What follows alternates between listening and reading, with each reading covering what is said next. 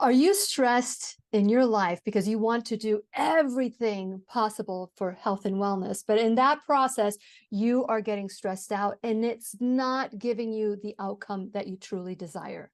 Well, if that sounds like you, then you're in for a treat because we have Dr. Alona Pulde. And as you remember, we had her husband, Dr. Matthew Lederman, in the classroom not too long ago. And we talked about not only communication and connection, we also learned about the book, Wellness to Wonderful. And so today we're going to be talking about this concept of going from disease to health, but to wonderful, to wellness to wonderful.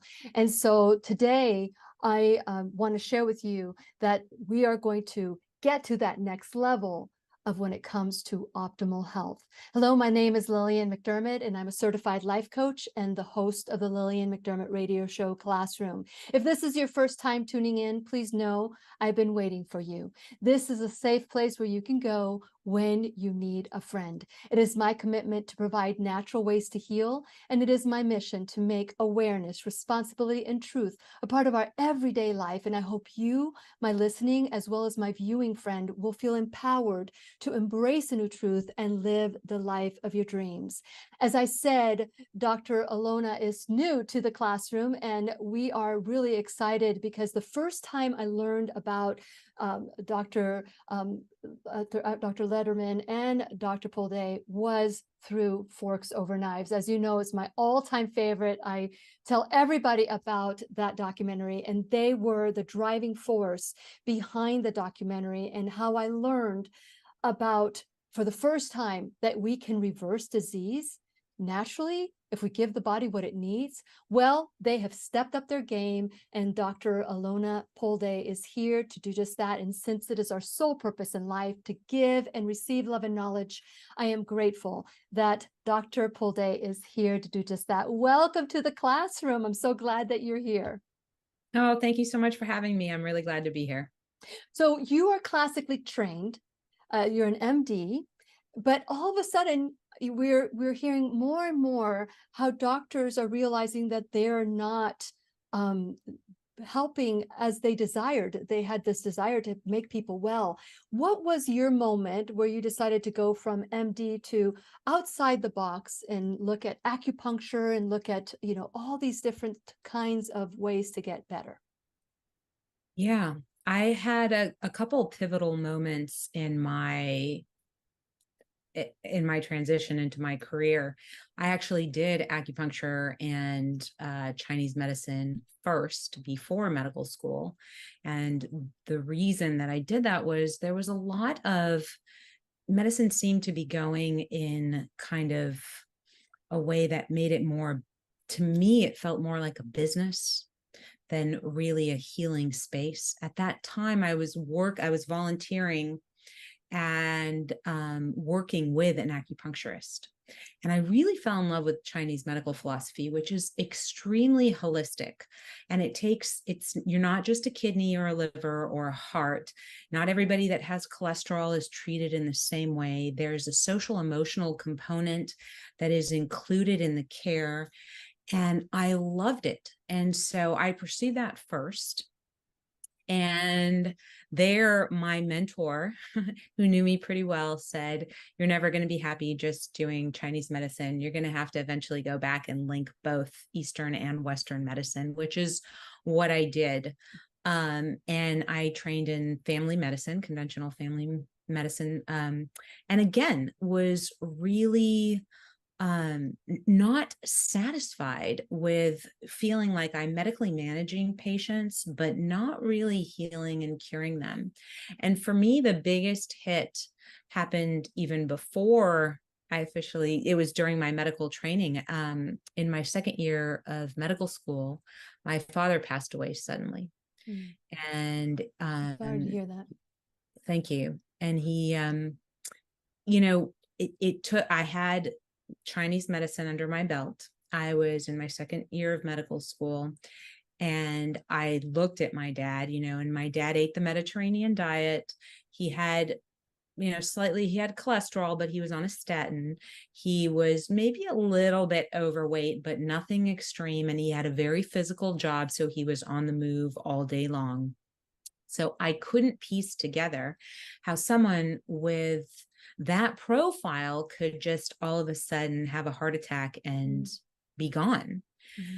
And it was so, I mean, it was personally devastating, but it was professionally devastating because I had no answers with, even the training that I'd had until then, to the point where I almost left medicine, feeling just dejected and dissatisfied and kind of lost. And at that time, I was really lucky, again, personally and professionally, to meet Matt, who was traveling along the nutrition and lifestyle path. And he had already been familiar with Dr. McDougall and Dr. Esselstyn and Campbell and Furman and Dean Ornish and all of these amazing, physicians and leaders in that movement. And we spent a lot of time training with Dr. McDougall at his immersion programs. And what I saw was, in 10 days of eating a whole food plant-based diet, people were able to get off of cholesterol medication, get off of diabetes medication. Their blood pressures went down, their weight went down. And this was them eating 3 buffet style meals a day with snacks. It was surreal. What he could do in 10 days, conventional medicine couldn't do over lifetimes. Correct. So it's really not hard to be sold on doing that too. Well, I tell you what, when I saw the documentary Forks Over Knife, as I understand, you were the producer of the documentary. Did I understand that We clearly? worked with the producers. You worked with. We were the physicians kind of doing the reality portion of that film. Well, it was absolutely life-changing for me. I just want you to know that. And the work that you did in that film alone we won't know the benefits for generations to come, unless it's removed from the internet or removed from being able to be seen. But that documentary, when I coach somebody on health and wellness, and I want them to understand that I'm nobody. I don't have the credentials of an MD or a naturopath or anything to that effect. I want them to hear it from someone who does, and someone who went from traditional, conventional, medicine as an MD to someone who says, you know what, there's got to be more. There's got to be more. And we get so stuck in that pill. We get so stuck in wanting that pass to say, yeah, you can continue eating the way you do, take this pill. But the pill is not the savior. The pill is not the savior. I love the book that you and Matt created. It is a wonderful book. What made you, after all this time, because you've co-written other books, what made the two of you write this one? Yeah, I can share that. I do want to go back to the comment that you made, because I think it's really important as a differentiator that pills and procedures, they do not solve your problem. In fact, it's a funny story. I have had patients come in, and my aunt was one of them, who, although she was on on medicine for high cholesterol, on medicine for high blood pressure, her narrative was, no, I don't have high blood pressure because I take a pill. I don't have high cholesterol because I take a pill. And about 5 years ago, she had a heart attack that almost lost her life, on the high blood pressure medication, on a statin, so it's really an important differentiator that all of these pills, they're taking down your numbers. They are not treating your disease. And that is really important. Or we go and we get, our arteries roto-rooted in a procedure, but then we go and eat the same foods that are clogging them in the first place. That's not going to prevent the next heart attack. It's not going to prevent the next bypass. So that was I love that you differentiated that. And I just wanted to name it as well. So much so, I will say that my registered service mark is you can take a pill or you can take responsibility. It's not that I I despise the pill because there are some life-saving drugs that people should take for a short period of time. But it's not, it's the long haul. It's the change of lifestyle that I learned very clearly from watching the documentary Forks Over Knives. And to this day, it's been how many years since that documentary has been released? It's been what, 2013, 2000, how long has it been? Oh, it's been probably about over 10 years. Yeah. Yeah, because I remember seeing it in 2013, Yeah. and that was the beginning of my journey. I got off all, I've interviewed. I mean, Dr. Joel Furman is a regular in the classroom. He's on every month in the classroom since 2015, and I've interviewed all these wonderful greats, Esselstyn and McDougall and Dean Ornish, all these wonderful people that I've had the privilege to get to know. Now, but how do you discern? How do you discern? Because there's a lot of people that say, one size does not fit all. Maybe there's someone who doesn't want to give up meat and they want to do something a little bit like your father that did the Mediterranean diet. What do you tell people that are confused between going vegan, whole food, plant-based, carnivorous, keto, paleo? There's so many things, and every single one of them say it's the best thing since sliced bread. So what do you say to someone who's confused and perhaps maybe needs some direction and guidance and how to go from, maybe feeling okay to feeling, to feeling wonderful, like your book says, wellness to wonderful? That was the motivator. That's a great question. And that was one of the motivators for us in writing this book, which is, there are a lot of people, ourselves included at one point, that had our nutrition optimized, that had our exercise pretty much optimized, that had our sleep close to optimized, yet we weren't feeling the way that we would have wanted to feel.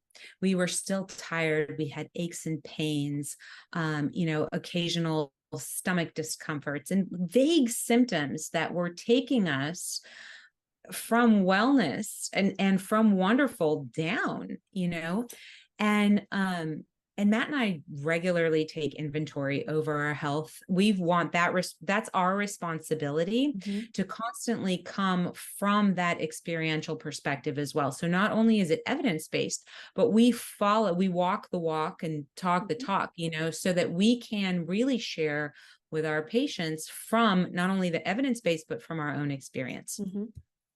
And that was the impetus for Wellness to Wonderful, where it was, what are the other players in our lives that impact our well-being? And from that, we derive the 9 pillars. And the 9 pillars, some of them are those parameters that we've already identified as part of optimal health, like nutrition, activity, sleep. Play is a really important one as well that a lot of people neglect.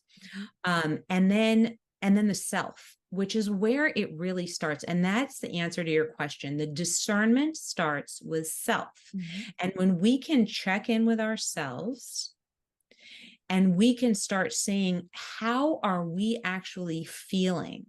How are we feeling on this whole food plant-based diet? Why am I actually eating animal protein? Is it because I have been told to do so, or I actually feel internally good when I eat those foods, and what happens is, and it's an amazing thing, is that when people start to step inside to actually check in instead of check out, because so many of us are checked out, we start asking those same questions. We've kind of been on autopilot for such a long time. We're checking boxes. I eat what I'm told to eat. I exercise as much as I'm told to exercise. I sleep as much as all of these are externally driven, none internally driven. And so that discernment starts with the self, and Wellness to Wonderful really approaches it from that foundation to then allow you to optimize those other areas in your life, like sleep, activity, and play, and then connect to your external world in a way that elevates your quality of life and really brings value to it. It's beautiful. I love, when Dr. Lederman was in the classroom, we talked about that disconnection, that we are so disconnected to ourselves and to others, and children are even, we're seeing so much, not just disease, but we're seeing suicide and we're seeing addictions more than I have ever been aware of in the past. So we're seeing that the only way that we're going to be able to get past that is to be able to tune in, like you're talking about, and books like yours, that it's so important that we do look at what's best for us. So with that in mind, I have to tell you that happened to me. I was eating very well, what I thought was well. And I was doing radio at the time. Since then, I've walked away from radio and I'm doing this now. But at the time, this guy came with some raw vegan food to the station and he was feeding all the wrong people. And I said, hey, I'm a big foodie. I love to eat. And so I said, you're going to the wrong place. Bring it to me. And I tried it and it was the best thing. It was like my cells, my taste buds just like jumped for joy. And I invited him to come on the show. And so I told him that I work for food. So he came in, he brought me some food, we enjoyed, and he challenged me during that show to go raw vegan for 1 month. And so my philosophy is, if it doesn't harm my body and it's perfectly legal, I'm willing to do something for 1 month. So, or anything for 1 month for that, if I feel it's appropriate. And so, after 4 days of accepting the challenge and going raw vegan, I felt really, really good. But I didn't feel bad. I didn't know I could feel better. And when I read your book, and when I look at your book, Wellness to Wonderful, there's so many people that say, oh, I'm healthy, I'm fine, there's nothing wrong with me.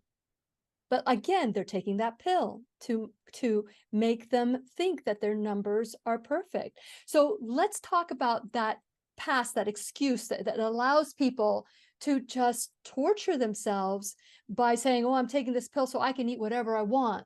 I have diabetes and I'm taking insulin so I can do whatever I want. Talk to them about how harmful that is in the long run to not make those lifestyle changes. Yeah. And I want to address one thing that you mentioned, which I think is really key, is a lot of us feel we're okay. Mm-hmm. We're well, right? Which is why we were really about wellness to wonderful. Mm-hmm. We have accepted a baseline Yes. that is mediocre at best. Mm-hmm. That baseline is still sick. It's people who are on medications for disease. And that is defined as well. We're kind of tired. We're kind of sludgy. We kind of have brain fog. We're not feeling quite right. But overall, we're okay. We're getting through the day. So we're well, right? There's nothing immediately wrong with us. Our numbers are okay because we're on these pills. We're well. But well is almost not good enough anymore because of this new definition, where we've just accepted mediocrity. And mediocrity, I don't want that for myself, and I don't want that for you or anybody who's listening. We can do better. We can feel better, just like you experienced. You were doing all right, but you could feel even better. Mm-hmm. We are well, but we could feel wonderful. Mm-hmm. And so I think it's a disservice that people are doing to themselves to try and convince themselves that they are well on medication. I think it's a disservice for people to convince themselves that they're feeling well when they're completely emotionally disconnected from themselves. When they haven't had that time to take that personal inventory, when they're just running on autopilot all day long. And it could be as simple as I have to go to the gym today to Mm. exercise. I hate going to the gym. So you fight tooth and nail to get yourself to the gym. You hate the hour that you spend there. You don't want to go back the next day, but do you really have to go to the gym to exercise? No. You can go for a walk in nature. You can dance. You can, you can take a bike ride. You can go swimming. There are so many different, you can go play soccer or basketball at a park.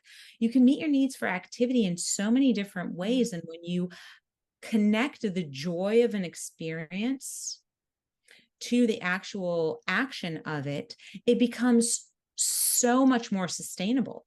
The same with diet.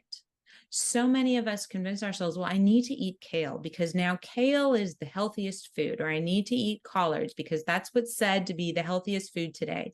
But no, there's a plethora of vegetables that you can pick from. And if you don't like kale, choose broccoli, choose cauliflower, choose cabbage, choose bok choy. There's so many different opportunities that we have when we can check in and come from that space of internal motivation, of joy, of enjoyment and pleasure in the choices that we make to maintain and sustain our health. And so when we convince ourselves that we're doing okay on medication, that we actually feel good after that high fat, salt lick, greasy food, that is, in essence, a huge disconnection from ourselves. And sometimes it is just that's the baseline. I don't feel worse than I do. I don't feel worse than after I eat the big greasy meal than I did right before. Well, sure, because at baseline, you're not feeling as wonderful as you could. But if you eliminated that completely and instead substituted that with healthier versions of those foods that you love, all of a sudden you could feel your potential. And your potential is wonderful. I love what you guys have done. This is a very well written book, and I love that you put in there like, oh, this is what's going on with Matthew. This is what's going on with me. This is what's going on with our children. And you're putting in your practical. It's almost, like with a tell-all book, so to speak, where you're saying, oh yeah, this is how I felt, and this is how we reach this.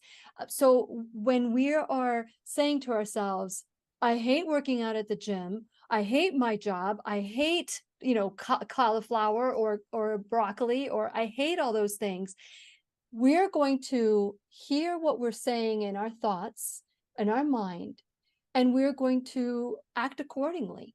And what I love that both of you have done is you've taken not just the nutritional aspect of it, you've also looked at the emotional, spiritual side of how we treat ourselves, whether it's in our thoughts or not taking care of ourselves. So what made you, what point did you feel, the mindset? Because if somebody says, I hate something, their whole body is going to be against it, because our body, our cells in our body hear and obey. So what kind of mindset tips can you give to someone who has identifying with what I'm saying? Well, I hate this or I hate that. What kind of tips would you like to share with them today? Yeah, I think even before the tips, it's an understanding of what's actually happening when we do that, when we are so resistant, when we come from that fight or flight, or what we call mobilization mentality. We are actually releasing stressed cytokines in our body that are resulting in inflammation, similarly to eating a greasy fast food meal. That inflammation leads to heart disease. It leads to insulin resistance. It leads to elevated cholesterol levels and blood pressure. So there's a huge impact when we are in that fight or flight stage, resisting the changes that we want to make.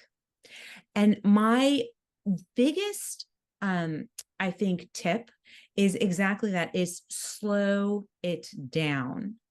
Slow down and take the time to internally connect. And it's interesting because a lot of times when people hear that, they say this, they say similarly to what you said about permission to take pills. Oh, you're giving me permission not to exercise. You're giving me permission to not eat healthy. That is not at all the message. The message is check internally to see how you meet those needs through strategies that you actually enjoy, right?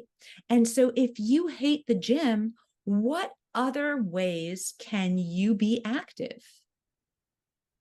What are other things that you can do? And or can you make the gym more inviting? For example, I love to read. I don't love to do the elliptical, right? But what I have found is if I take my Kindle, I can read on an elliptical. And all of a sudden, that has become an absolute joy for me because I get reading time and I get my exercise. You know, Matt and I are training for a marathon. I don't like to run, and neither does Matt, but it's something that we can do together and look forward to. And that time together is something that we really cherish and value. So all of a sudden, the running time has become something that we can enjoy. And we're coming from choice to do it versus resentment and agitation and mobilization. Same thing with food.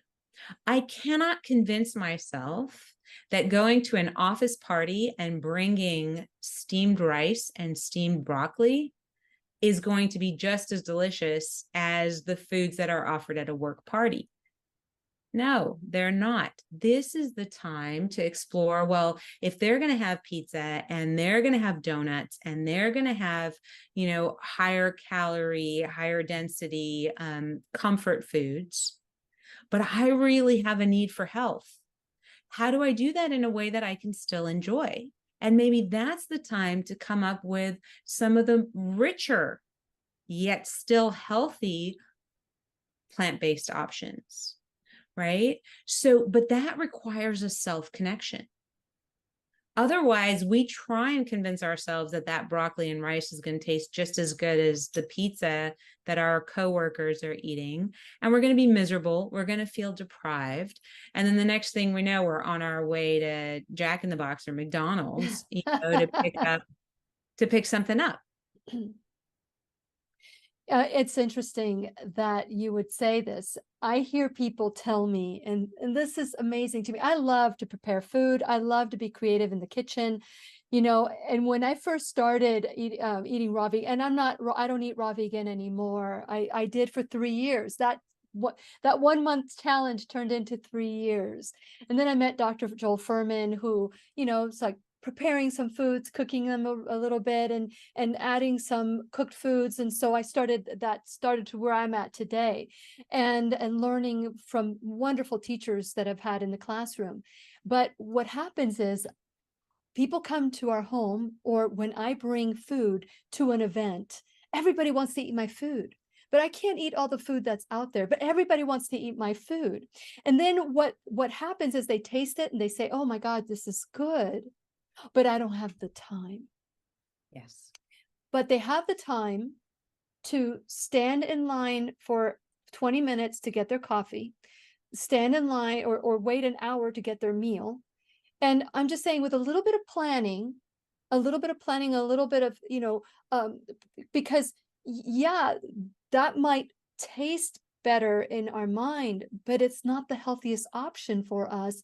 So we've got to find priority in health as opposed to taste.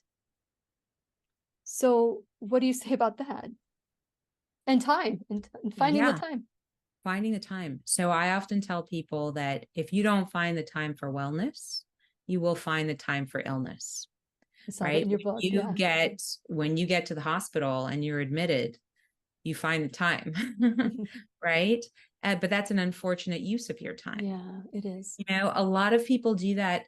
Like, they don't have time for weddings, but everybody has time for a funeral. Mm-hmm. And it's like, well, is that really how we want to do it? Or do we want to focus on the positive moments, the opportunities that we have, the opportunities to invest the time in our wellness so that we don't have to invest the time in our illness. When we are ill, we have doctor's appointments, we have hospital visits, we have, and the financial burden that invokes. So there's so much of a heavy lift there, but we do it because at that point we feel like we have to.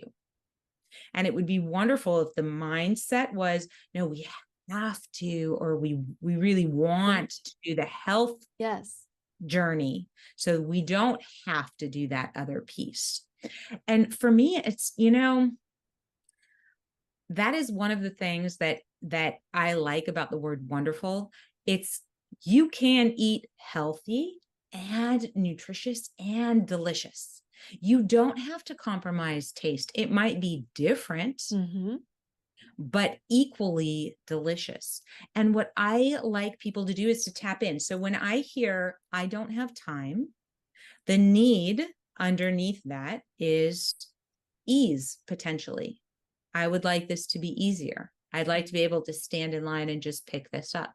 So how do we make nutritious, delicious, healthy, also easy? And that could be either very easy recipes. And in this day and age, there are so many websites, from the more complicated recipes to the super easy 10-minute quick recipes that you can make.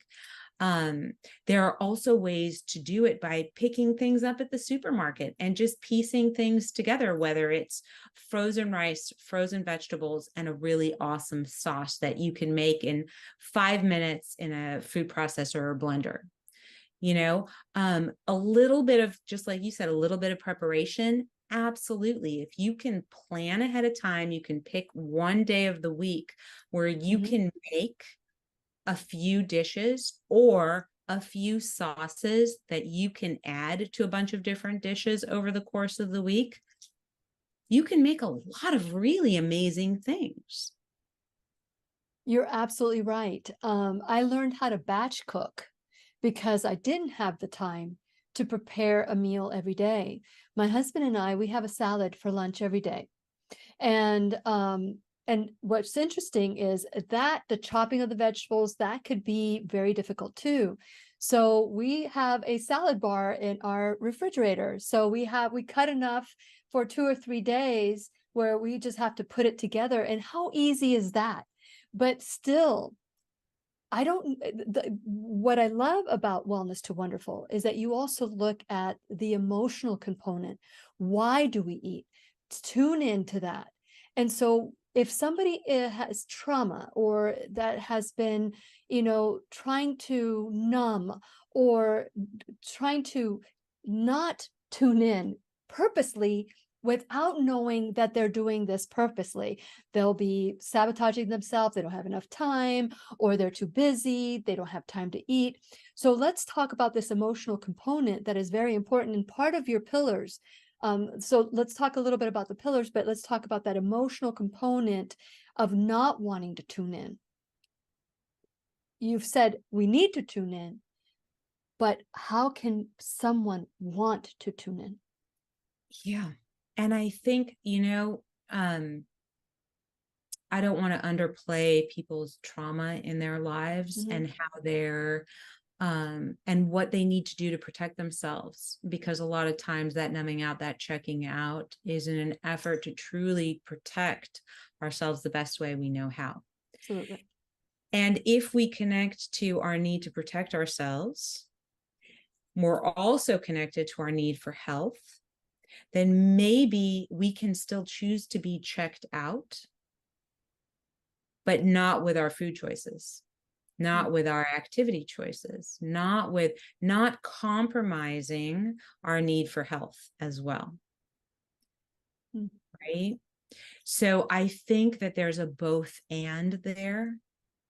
And it starts really with connecting to yourself to see, what is it that I want? How do I want to see my life?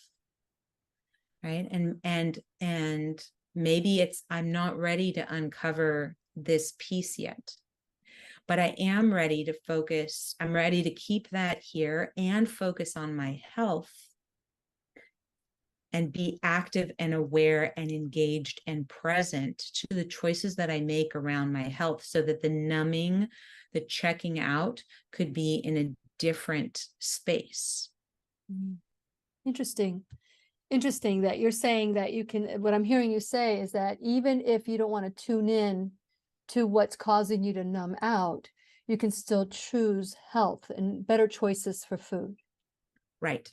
You don't have to choose. If numbing out with food is a strategy. You can numb out with Netflix. You can numb out with sitting by the ocean and just watching the waves and listening to, the ocean waves. You can numb out in a meditation. There are so many different ways to numb out. Food is one option. But if you also have a need for health, then maybe you choose other ways to numb out, and then you can make those healthy choices that you want in the food realm.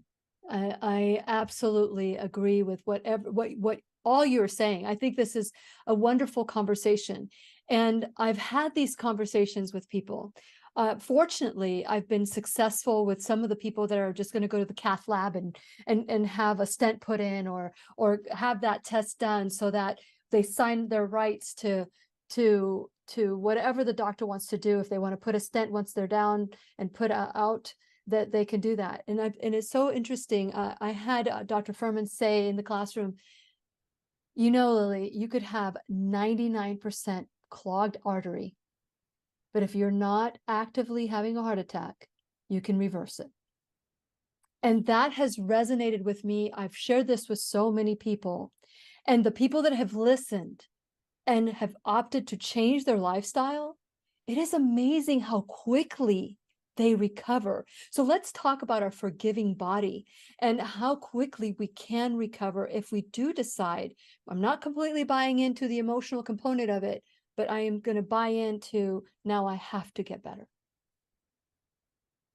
Yeah. And it's amazing. You're absolutely correct. It's amazing how quickly our body we have that muscle memory almost of what we're meant to eat and how we're meant to feel. And when we start in that direction, how quickly we can reverse disease, how quickly people can get off of their medication for diabetes, for high blood pressure, for high cholesterol, for some of the autoimmune conditions. It's really impressive. And it's, for me, you talk about medication, you talk about stenting, you talk about that. For me, it's like if you picture a plumber and a pipe, your pipe is clogged, your kitchen sink pipe is clogged, right? And the plumber comes and they Drano it out and they Roto-Rooter it out. Now it's a clean pipe that's like a stent, right? It's clean, things go through. But if you are pouring into that drain the same things that clogged it in the first place, it will inevitably clog again. And that's the importance of changing what we're eating, changing our habits, changing our nutrition, changing our lifestyle, because otherwise we'll just bring ourselves back to the same situation. And if people think through their medications, it's, I started off on 5 milligrams. Now I'm on 10. Now I'm on 15. They just go up, and they are not actually getting better. Maybe at best, they're being managed okay. Right? But that management is not healing. It's not recovering. It's not reversing. How did you make it through med school knowing this? Because as an acupuncturist and Chinese medicine, knowing that everything is possible, most everything is possible, did you have to suppress some of the stuff you knew so that you can get your medical degree or doctorate degree? How did you do it? I think there's so many gifts in medicine, and I think there are so many ways that conventional medicine is helpful. I think when you go into the mindset of, I want to be a healer and I want to take what I like and what resonates with me and kind of leave the rest, that it was very helpful to come in with eyes wide open Mhm. and an eagerness to learn more. That's wonderful. I know Michael Greger, this was something that I asked him the same question, and he had seen his grandmother get better, and she was sent home to die, and she was the first patient at Pritikin. And I remember him saying, you know, I heard all these things and it was really bothering me, but then eventually I just said, I just have to get the degree. And he got the degree, and now he's done so well with nutritionfacts.org. He's done so well getting people to see a different way as well.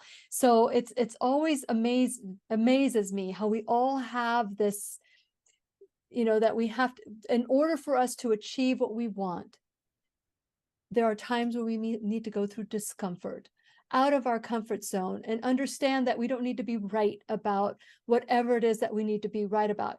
Just hearing it, understanding it, and doing it is more valuable than actually just putting it off. Like you had mentioned earlier that, you know, just people just don't want to deal with it because it's going to be too painful or whatever, but they're dragging it with them no matter what. They're dragging it with them for years and years and years. And if they could just deal with it, and I guess that's where I come in, and I help so many people deal with things that they don't want to deal with, but we gently go there and we discover it. And it is amazing how these people that decide that they want to dive in and reconnect, like you say in your book, to reconnect, it is amazing how the disease all of a sudden just goes away. No changes other than, you know, they have a different outlook. So what do you say to people that all of a sudden, when they deal with these emotional issues, past traumas, and they start dealing with it, which will, I guess, maybe prompt them to trying something different and new? Have you noticed how willing the body is to heal faster or differently? What is your, Absolutely. yeah, go ahead. Absolutely, because repression and suppression lead to that state of mobilization that I talked about, lead to that fight or flight. The message that we are sending to our body when we suppress and repress is, I am not safe or strong enough to handle something. I cannot show up in my authenticity. I have to hide this part from the rest of the world. And that is trauma inducing in and of itself, that just that suppression and that message. And in our body, that fight or flight is the same. It causes the same inflammatory cascade as if we were seeing a tiger right in front of us and knowing that if we don't run, we are going to be tonight's dinner.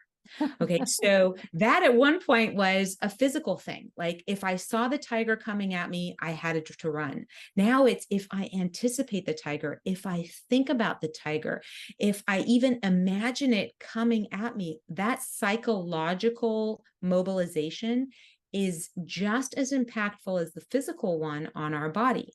So when we suppress and repress, we are sending that message to our body: we are not safe, we are in danger, and we go through that inflammatory cascade that over time leads to disease. Wow. It is amazing how the body works.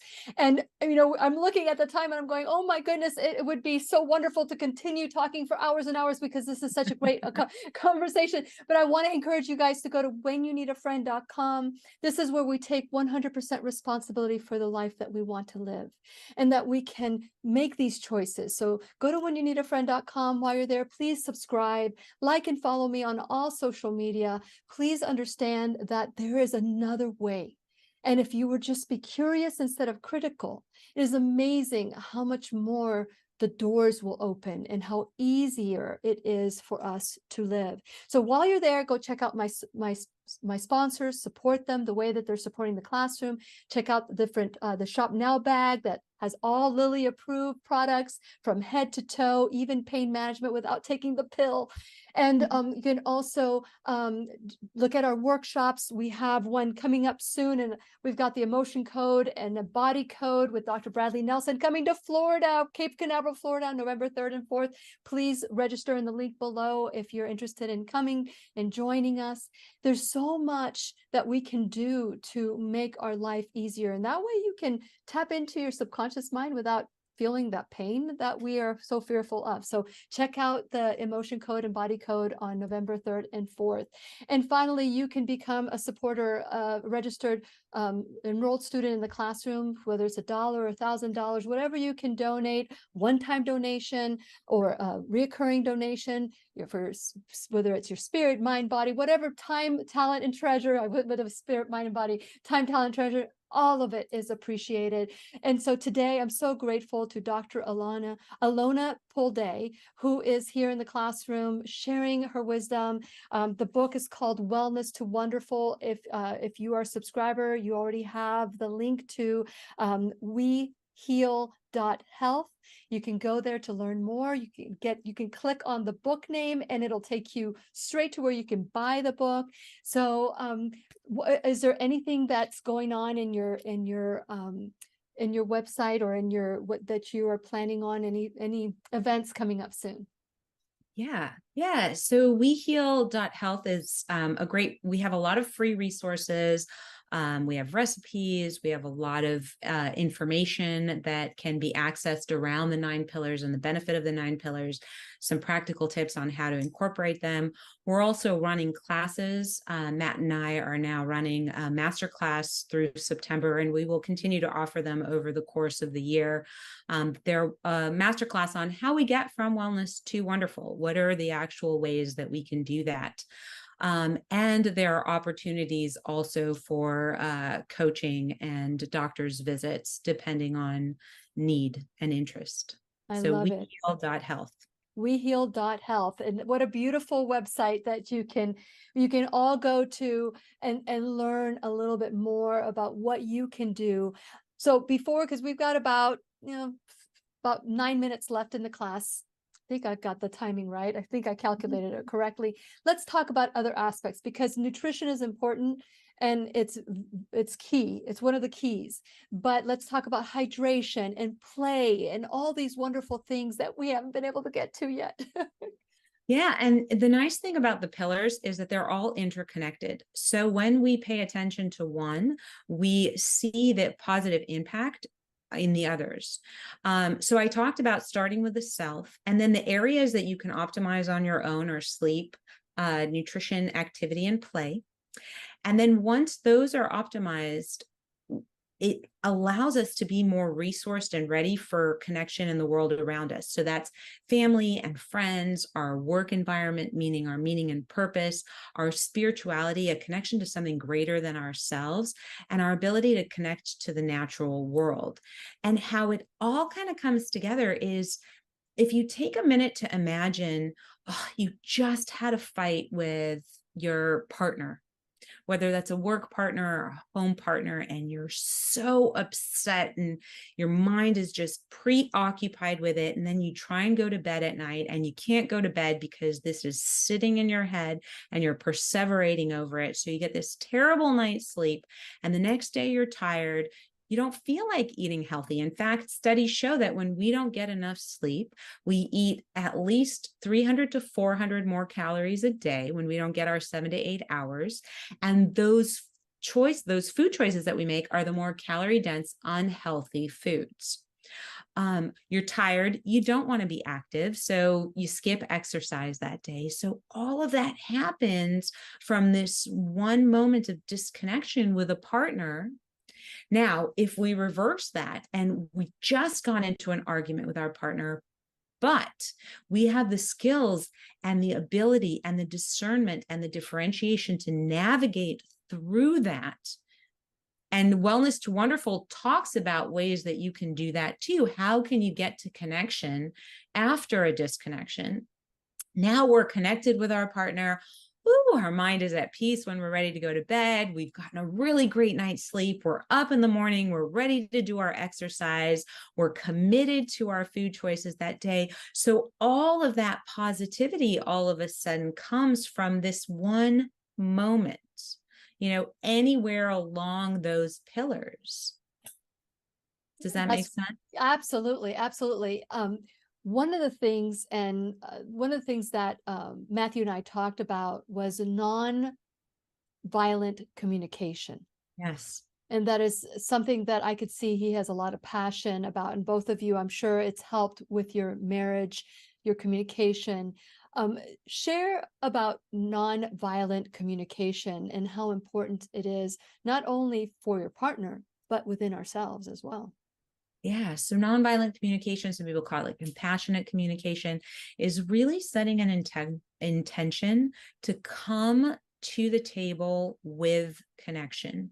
And how you do that, and we have that resource on weheal.health. We also talk about it in the book, Wellness to Wonderful, but it's a connection to our needs. A lot of the times we have completely disconnected or feel guilty connecting to needs, but we all have universal needs for sleep, universal needs for health, for intimacy, for play, for meaning and purpose, for discovery, there's a long list of needs, and we all have those needs. What happens is we choose strategies, actions, or behaviors to meet those needs. And sometimes those are tragic strategies to meet needs. And part of that is because we confuse strategies and needs. So we think, like I said, I have to go to the gym, or I have to eat broccoli. Well, I don't have to eat broccoli. I have a need for health, but I can make other food choices. I don't have to go to the gym. I can make other choices to meet my needs for activity. So when we can connect to needs, we can start coming up with a variety of different strategies in order to meet them. We had talked earlier about we have a need for ease around our food choices. So how can we make the strategies that, well, we can pre-plan, we can find out in the supermarket the quick things that we can put together to, have a healthy sandwich, have, whatever that is. So when we can come connecting to needs, a lot of times we can together or on our own come up with the strategies to meet them in a less costly, more effective, and more connected way. And that's a really short version. Yeah. Like I said, we talk about it much more in the book, and it's worth looking into because it has just enriched our lives to such a degree. I can't say enough about it, really. It's so important. The book is called Wellness to Wonderful. And we owe it to ourselves to understand what is our wonderful. What is our wonderful? And I go back to the 4 days after I started changing my diet and looking into myself and saying, okay, I'm feeling better. I didn't know I felt bad. And that it prompted me to ask the question, well, if they lie to me about food, what else is out there? And so that's when I saw Forks Over Knives and Food Matters. And all of a sudden the doors start opening. And I just want to encourage somebody to just allow that door to be open and ask those questions that you are so articulately put in front of us to check in. And I love your checking in meter that you have in the book. And so we have about 2 minutes left in the classroom. What would you like to say that you haven't been able to say at this point? If you go over a minute, that's fine too. But somebody that's just tuning in, and what do you want them to know about their health? I think we owe it to ourselves to live our best life. That's what we're here for. And we have the ability and the potential to do that. And it really starts with a self check-in. And from there, the world is your oyster. There's so many opportunities that open up as a result of that. So I really encourage people to take the time to invest in themselves. Well, this was truly a labor of love. I mean, because when you think about, the time that you guys took to write this book so that we would, I love the fact if this is what you're thinking, or if this is what you're feeling, or if this is what you're doing, this is your need. And people they don't look backwards. They don't look at, okay, this is the goal. What do I need to do to achieve that goal? The first time I went hiking, I wasn't at the top of the mountain. I said yes, I said yes to go hiking. And as soon as I hung up, I'm like, I've never done this. What am I going to do? Well, the first step for me was buying comfortable hiking boots. And so that was my first step. And everybody's first step may be different than somebody else's. But it wasn't until I was up in the mountain that I was able to look back and see, oh, wow, look at everything that happened in order for me to get there. So any final words for someone who feels that this is insurmountable? This is too big a mountain to climb. What would you say to them? I love what you just said. It's a step at a time. Make small ripples can make huge waves. So just see where it is possible. See what is a low hanging fruit and start there. Your own satisfaction, your own, like when you're standing up at the top of that mountain and you're looking down, you say, I did that. Now you're motivated for more. So start small. That's okay. And every small piece builds into something bigger. Well, that is wonderful. Thank you so much. The book is called Wellness to Wonderful. Just go to whenyouneedafriend.com and click on today's class, and you will have all of Dr. Pulde's information and where to get the book as well. So thank you so much for being in the classroom today. This has been, I wish we could do it this longer. So thank you. Oh, it's been a pleasure. And please remember, we'll be right here waiting for you worldwide at whenyouneedafriend.com. This is Lillian McDermott and Dr. Alona Pulde wishing you love, peace, joy, and unexpected abundance. Make it the best day ever. Good job. You had the best ever. Good job. The opinions and advice expressed on the Lillian McDermott radio show are intended for the individual callers and guests on the program and are presented to our wider audience solely for general educational purposes. Please act responsibly and consult personally with your own medical, psychological, or nutritional expert before taking